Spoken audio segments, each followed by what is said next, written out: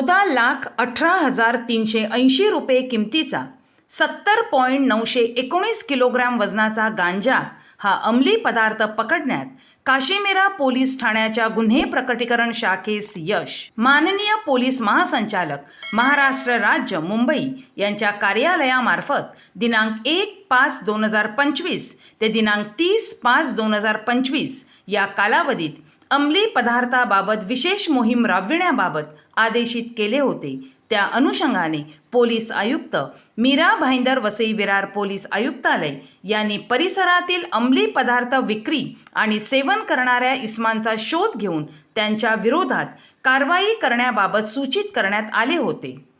सदर सूचनांच्या अनुषंगाने पोलीस ठाणे हद्दीत अंमली पदार्थ विक्री किंवा बाळगणाऱ्या इसमांचा शोध घेत असताना दिनांक 24/5/2025 रोजी गांजा हा अंमली